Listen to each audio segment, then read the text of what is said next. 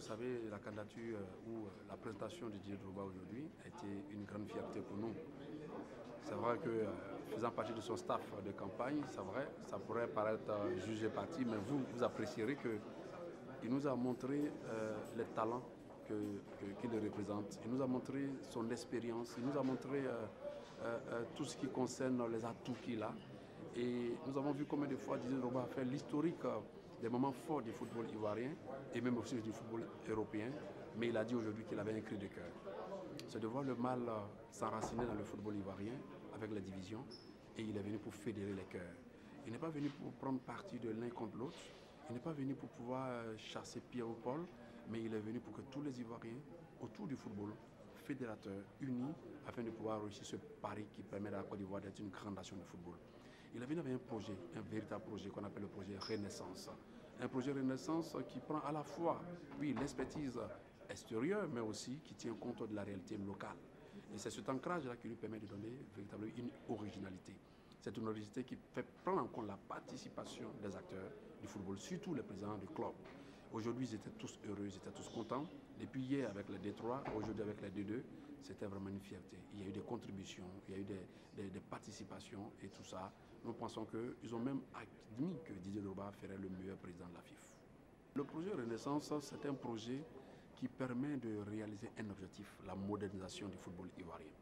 Cette modernisation qui prend en compte, c'est-à-dire élever le niveau du football, améliorer les conditions du football, permettre à la Côte d'Ivoire d'être une nation non seulement au plan local performante, mais aussi au plan international, retrouver en tout cas ses lustres d'attente.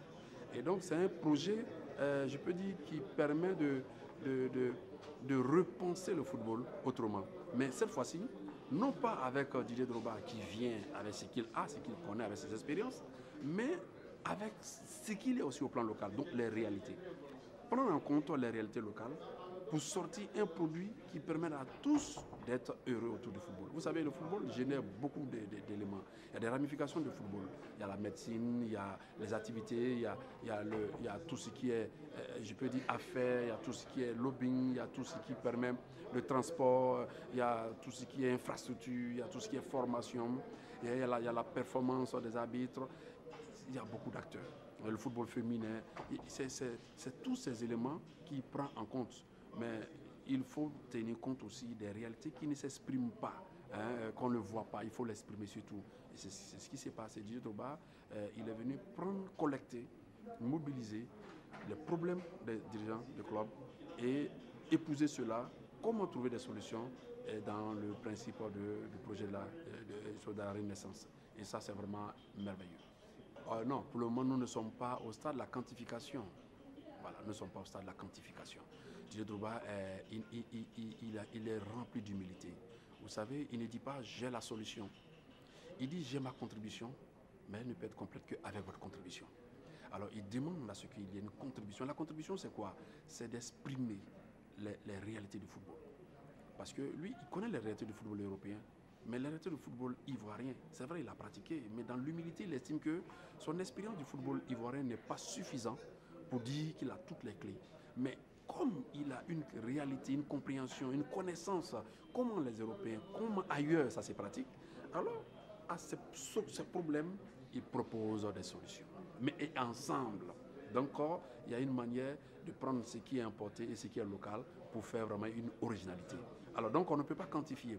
Pour quantifier, il faut que déjà, on ait fini de voir tous les domaines, tous les axes qui concernent ce projet et prendre en compte toutes les activités, tout ce qui sera fait. Alors, donc, par humilité, il attend au moment de la campagne pour pouvoir décliner cette partie-là.